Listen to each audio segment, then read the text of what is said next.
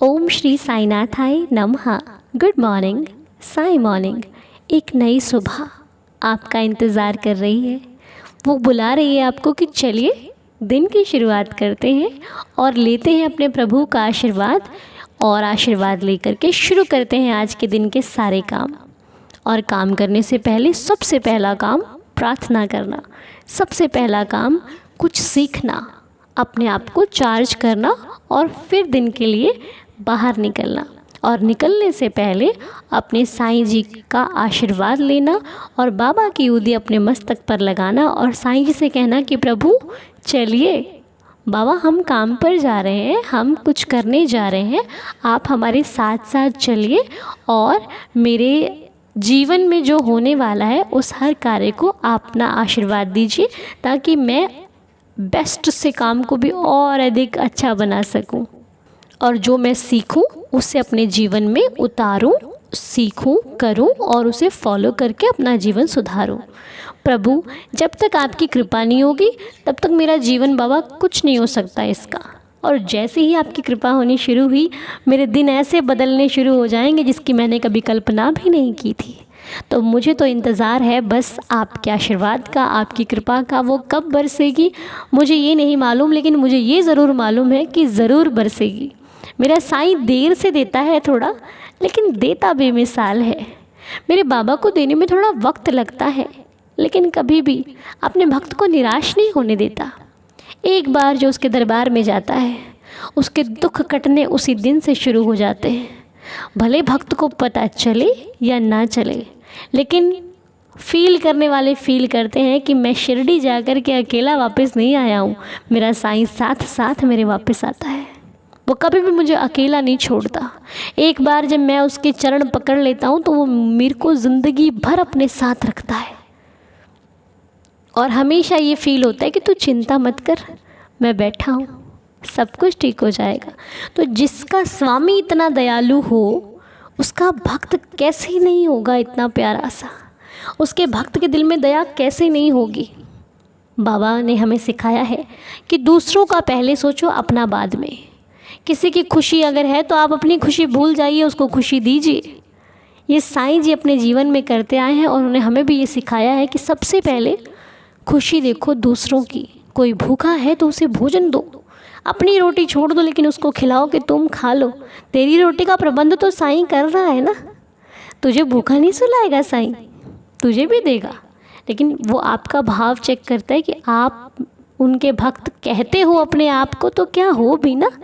तो बस कभी भी ना निराश मत होना अपनी लाइफ में। अगर आपने भगवान का हाथ पकड़ रखा है तो ये कभी मत बोलना कि मैं बहुत अकेला हूँ। और एक चीज़ मैं आप लोगों से और कहना चाहूँगी, ये आपके क्वेश्चंस पर ही आधारित है। ये बहुत सारे सवाल थे तो मैंने सोचा आपसे क्लियर कर देती हूँ अभी के अभी। अगर मेरी राय आपको अच्छी लगे तो आप ज़रूर मानिएगा, नहीं अच्छी लगे तो एक कान से सुनिएगा, दूसरे से निकाल दीजिएगा। लेकिन अगर अच्छी लगे तो आप अपनी लाइफ में फॉलो कीजिएगा। कि ये लाइफ ना बहुत छोटी सी लगती है कभी कभी। कभी कभी लगता है अरे अभी तो बचपन था, इतने बड़े हो गए हम। अभी तो हमारे माता पिता जो हमें गोद में उठा लेते थे, आज उनके हाथ कांपने लग गए हैं। वो माता पिता जिनके रहते हम कभी ज़मीन पर चलते नहीं थे, हमेशा अपनी गोद में उठाया, हमें पूरा जहां दिखाया, जिन्होंने आज उन्हें हमारी ज़रूरत है। जैसे हम जब छोटे होते हैं ना, तो हमें अपने पेरेंट्स की बहुत ज़रूरत होती है। कि माता पिता होते हैं तो एक हौसला होता है कि मम्मा पापा हैं, सब संभाल लेंगे, मुझे इतनी टेंशन लेने की ज़रूरत नहीं है। हर चीज़ को वो अपने हिसाब से अच्छा कर देते हैं। तो जैसे हमें बचपन में अपने माता पिता की ज़रूरत होती है, वैसे ही जब हम बड़े होते हैं तो हमारे माता पिता को भी हमारी उतनी ही ज़रूरत होती है। तो मैं आपको एक मैसेज देना चाहती हूँ कि अपने माता पिता को सर्वप्रथम स्थान दीजिए। मैं हमेशा आपसे ये कहती हूँ कि देखिए, हम पूरी दुनिया की इज़्ज़त कर रहे हैं और हमारे माता पिता अगर हमसे दुखी है ना, तो व्यर्थ है वो सेवा जो हम बाहर कर रहे हैं, व्यर्थ है वो हर एक कार्य जो हम दूसरों की खुशियों के लिए कर रहे हैं, जब हमारे भगवान ही हमसे खुश ना है तो। ठीक है। इसलिए मेरा जो भी बच्चे मेरी इस वीडियो को सुन रहे हैं, या फिर आप लोग शेयर कर देना जहाँ तक भी बाबा चाहें, कि अपने माता पिता को कभी दुखी मत करना, कभी भी मत करना। वो आपको बुरा भला भी कहते हैं ना, तो उनकी तो डांट में भी प्यार होता है। हम हम प्यार सहते हैं और डांट नहीं सहते, ये सबसे बुरी आदत है। भाई जो आपसे प्यार करता है उसका अधिकार है आपको डांटने का, आप पर गुस्सा करने का, उसमें हम नहीं रोक सकते। क्या आप अच्छी अच्छी चीज़ लोगे और बुरी बुरी चीज़ किसी और को दोगे? क्यों? वो भी तो अच्छी लेने का अधिकार रखता है ना। तो मेरा बस कहना यही है कि आपकी लाइफ में अगर आप प्यार करते हो तो सबसे पहले अपने माता पिता से करो, क्योंकि वो आपके लिए अपने सारे सुख छोड़ देते हैं। और आप अगर उनके सपने को ना पूरा करके किसी दूसरी राह पर चले जाते हो ना, तो सबसे ज़्यादा दुख उनको ही होता है। इसलिए दुनिया में सबसे पहले अपना स्थान, जो आपका सबसे पहली जगह, वो अपने पेरेंट्स को देना। उसके बाद जो करना है आप कीजिए, उनकी सलाह से कीजिए। देखिए कितने खुश होते हैं, और देखिए फिर आपको कैसे आशीर्वाद देते हैं, क्योंकि कदर तो इंसान के होते की जाती है ना। चले जाने के बाद तो दुश्मन भी बोलता है कि अरे बड़ा अच्छा इंसान था। तो इसलिए अपने माता पिता को सुख देना है तो जीते जी दीजिए, वो सुख उनको सारे दीजिए जो वो चाहते हैं आपसे। क्योंकि चले जाने के बाद ना कोई नहीं देखता कि आप पीठ पीछे क्या कर रहे हो, क्या नहीं कर रहे हो।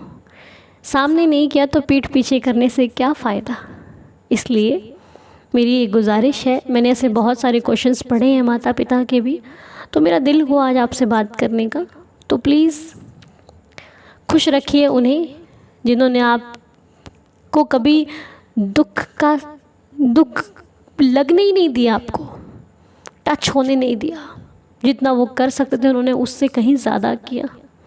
इसलिए कभी भी उन्हें दुखी मत करना, उन्हें हमेशा खुश रखो। देखिए आपकी तरक्की कैसे होती है, देखिए आपके जीवन में सफलता कैसे आती है। और ये तो हम सब जानते हैं कि आज की लाइफ बहुत बिजी हो गई है, हमारे पास बहुत सारे काम होते हैं जिसकी वजह से हम अपने परिवार को वक्त नहीं दे पाते, जिसकी वजह से हम अपने अपनों से नहीं मिल पाते। फ़ोन पे बात हो जाती है, कई बार घर भी नहीं आ पाते। जब तक घर आते हैं तब तक माता पिता सो जाते हैं या फिर घर वाले सो जाते हैं, हम देर से आते हैं तो टाइम नहीं मिल पाता। लेकिन फिर भी इतनी बिज़ी लाइफ में भी ना कुछ पल ऐसे निकालिए कि आप वो टाइम अपनी फैमिली के साथ बिताएं, उसके साथ बिताएं जो आपसे बहुत प्यार करता है, जो आपके वक्त के लिए इंतज़ार करता है कि वो वक्त निकालेगा तो मेरे से बात करेगा, ठीक है। उसके साथ बिताएं, जो आपके एक एक मिनट का वेट करता है, उस व्यक्ति के साथ अपना समय बिताएं। कुछ पल निकालिए उस लाइफ में से और उससे बात कीजिए, भले 2 मिनट कीजिए, 3 मिनट कीजिए, उसका हाल चाल लीजिए। देखिए वो इंसान कितना खुश होता है। जैसे कि मैंने पहले कहा कि कद्र उसके होते ही करनी अच्छी है, बाद में कौन देखता है। क्योंकि आज अपने हैं तो वक्त निकाल लीजिए, जब अपने ही नहीं रहेंगे तो आप उस वक्त का क्या करेंगे। फिर वो फ्री वक्त भी काटेगा आपको, क्यों रे क्या करूँ इस वक्त में बैठकर। तो जो वक्त है ना वो लगा लीजिए अपनों पर। तो बस मेरा तो आपको आज का यही मैसेज था, जो कि बहुत सारे क्वेश्चंस पर आधारित था। उम्मीद है कि बाबा की आशीर्वाद से ये जवाब जहाँ जहाँ तक जाएगा वहाँ कुछ तो काम करेगा। और आप इस वीडियो को शेयर करना ताकि ये मैसेज उस हर बच्चे तक पहुँचे जहाँ तक जाना ज़रूरी है, ठीक है जी। तो चलिए आइए वीडियो को साईं बाबा के 11 वचनों को पढ़कर इस वीडियो को कंप्लीट करते हैं। आइए, आओ साईनाथ। जो शिरडी में आएगा आपद दूर भगाएगा, चढ़े समाधि की सीढ़ी पर, पैर तले दुख की पीढ़ी पर। त्याग शरीर चला जाऊंगा, भक्त हेतु दौड़ा आऊँगा। मन में रखना दृढ़ विश्वास, करे समाधि पूरी आस। मुझे सदा जीवित ही जानो, अनुभव करो सत्य पहचानो। मेरी शरण आ खाली जाए, हो तो कोई मुझे बताए। जैसा भाव रहा जिस जन का, वैसा रूप हुआ मेरे मन का। भार तुम्हारा मुझ पर होगा, वचन न मेरा झूठा होगा। असहायता लो भरपूर, जो मांगा वो नहीं है दूर। मुझ में लीन वचन मन काया, उसका ऋण ना कभी चुकाया। धन्य धन्य वह भक्त अनन्य, मेरी शरण तज जिसे न अन्य। अनंत कोटि ब्रह्मांड नायक, राजाधिराज योगिराज परब्रह्म श्री सच्चिदानंद सद्गुरु साईनाथ महाराज की जय। बाबा की कृपा आप सभी पर बरसती रहे। आप सभी का दिन शुभ और मंगलमय हो। ओम साई राम, जय जय साई राम।